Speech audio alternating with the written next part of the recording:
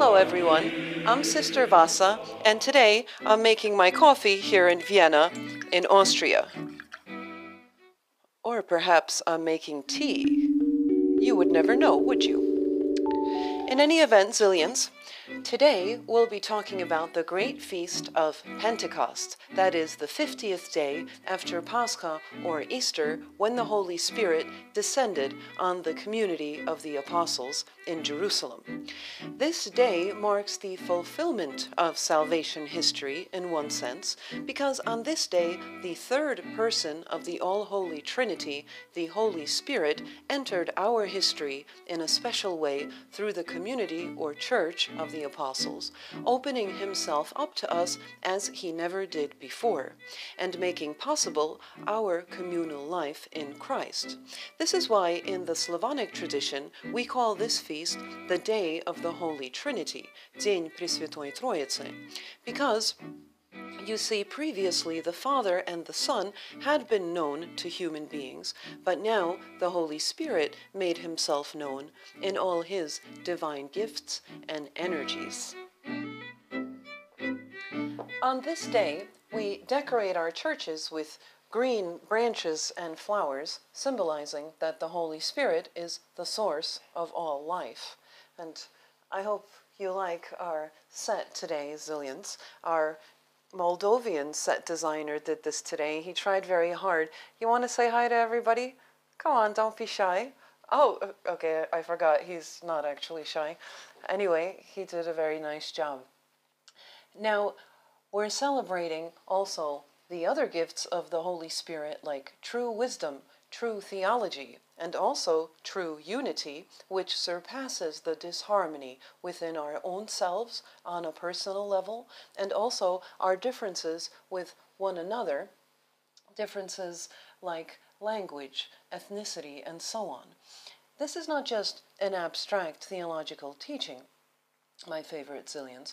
We are called to thirst for and experience the unifying presence of the Holy Spirit in our lives on a daily basis, despite the disunity we experience both within ourselves and between Christians, which is very much a pity.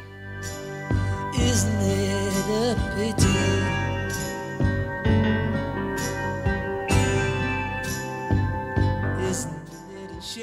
This event, the descent of the Holy Spirit on the apostles, is described in the 2nd chapter of the book of Acts.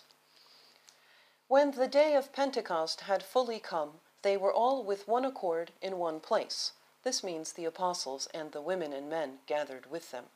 And suddenly there came a sound from heaven as of a rushing mighty wind, and it filled the whole house where they were sitting. Then there appeared to them divided tongues as of fire, and one sat upon each of them. And they were all filled with the Holy Spirit, and began to speak with other tongues as the Spirit gave them utterance. And there were dwelling in Jerusalem Jews, devout men from every nation under heaven. You see, there were many Jews in Jerusalem at this time from other nations from abroad, because they had come to the holy city for the feast of Pentecost, which was a Jewish feast. And when the sound occurred, the multitude came together and were confused, because everyone heard them speak in his own language. And further, the book of Acts describes how the apostle Peter preached to the multitude about the good news of Christ, and about 3,000 people were converted that day. So the first immediate result of the descent of the Holy Spirit that we can see here is the overcoming of language barriers when the community of apostles suddenly receives this gift of spreading the faith to foreigners, thus uniting 3,000 of them to the faith.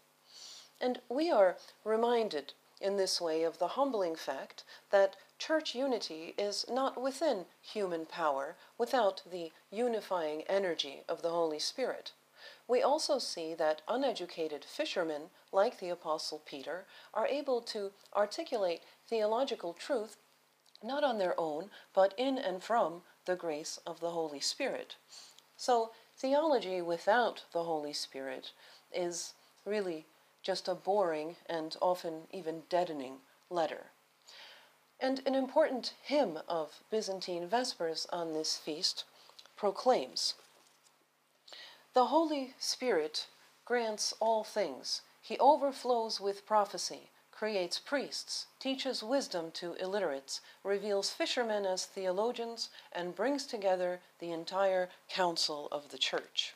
You see, all the sacramental actions of the Church, including the spread of the faith through preaching, are made possible through the constant presence and action of the Holy Spirit.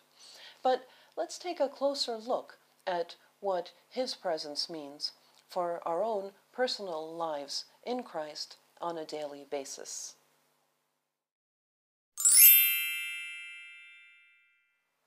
In the best known prayer to the Holy Spirit, we call Him the Comforter, Paraklite in Greek and Utešitelju in Slavonic. And this famous prayer, called O Heavenly King, Basilev Urania in Greek and Tsaru Niebiesny in Slavonic, it's a prayer we usually read every day at the beginning of almost every service. But we don't read this prayer at all during one time of year, and that is the entire period from Pascha, from Easter, all the way until Pentecost. We chant this prayer together for the first time after Pascha at the Vespers of Pentecost. You see, we impose sort of a liturgical fast on ourselves after Pascha by abstaining from certain prayers to the Holy Spirit. We also abstain from a hymn called We Have Seen the True Light at Divine Liturgy this whole period, but we won't be talking about that hymn right now. And this kind of abstinence helps us to experience this prayer to the Holy Spirit in a new way when we finally chant it at Pentecost, because abstinence helps us to rediscover that which we abstain from in a new way when we return to it. Here is the text of this famous prayer called O Heavenly King. O Heavenly King, the Comforter, the Spirit of Truth, who are everywhere and fill all things, treasury of good and giver of life, come and abide in us, and cleanse us from every impurity, and save our souls, O Good One. Now, let's reflect deeply on the name we assign to the Holy Spirit that I already mentioned, the Comforter, in Slavonic, Utešitelju, like I said, and in Greek, Paraklite. In English, we could also translate comfort as consolation. This is the kind of reassurance we receive, for example, from a loving mother who loves us no matter what, regardless of what we have done or how low we have fallen.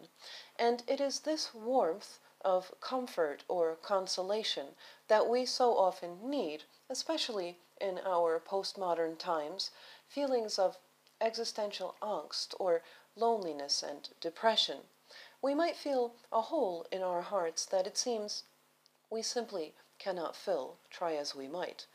Let us identify who it is that can comfort us, the Comforter, the Holy Spirit, who fills all things, having been sent, as promised by Christ, according to the will of the Father, 50 days after Christ's resurrection. And it is He who overcomes the disharmony we have within ourselves. We are reminded of this in the hymn of this feast of Pentecost, a hymn at Matins called the Ikos, and I often indicate to you, Zillions, the text of the Ikos of the feast, because this is where one finds very often in Byzantine hymnography the innermost spiritual meaning of a feast. So let's read the Ikos of Pentecost. Grant quick and manifest comfort to your servants, O Jesus, when our spirits fall into despondency. Do not separate yourself from our souls amidst our trials. Do not distance yourself from our thoughts among our tribulations, but always stand guard before us. Draw near to us, draw near, you who are everywhere. Just as you are always with your apostles, so also unite to yourself those who desire you, that together we may sing unto you and praise your all-holy Spirit.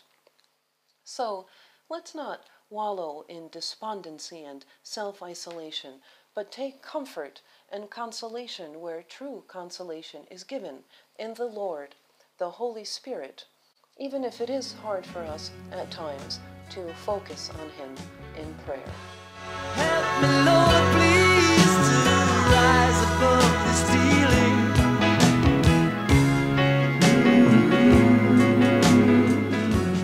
That's it for today, ladies and gentlemen, and please do visit our new website, www.coffeewithsistervasa.com, and please subscribe to our mailing list there, and also do please get a mug.